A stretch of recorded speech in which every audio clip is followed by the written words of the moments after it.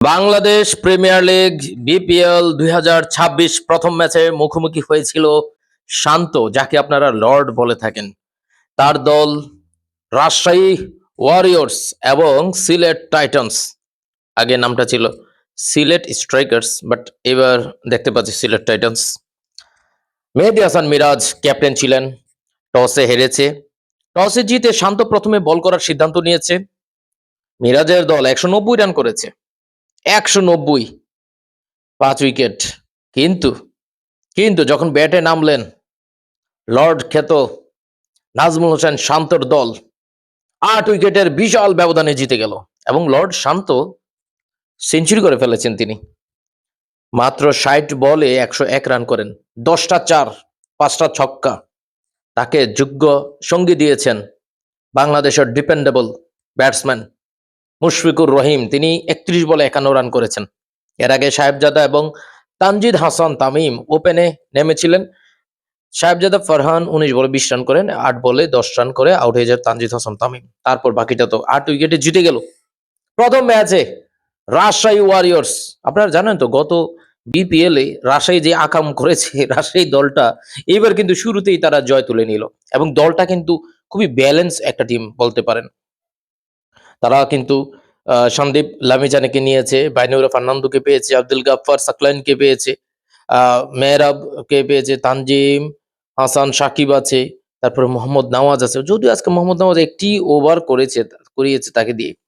দেখেন সিলেট টাইটান্স মেহেদী হাসান মিরাজের দলের ওপেনাররা কিন্তু চমৎকার। সায়েম আয়ুব পাকিস্তানের 15 বলে 28 রান করেছে, 34 বলে 41, এটা বেশি বল খাওয়া হয়ে গেছে রনি তালুকদার। তারপরে কিন্তু রান 190 হয়েছে।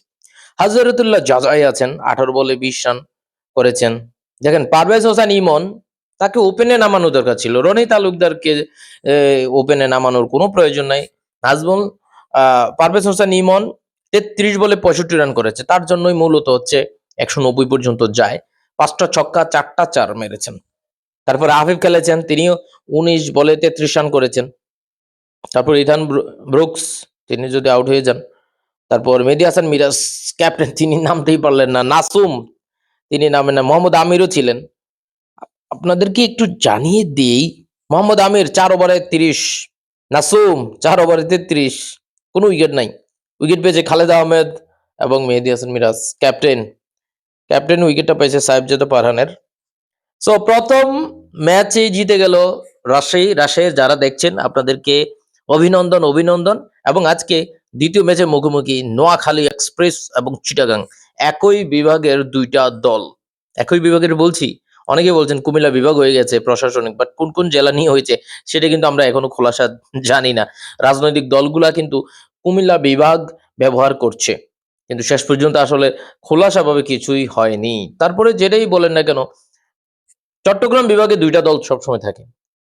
কুমিল্লা ভিক্টোরিয়ান্স নাই, বাট নোয়াখালী এক্সপ্রেস আছে।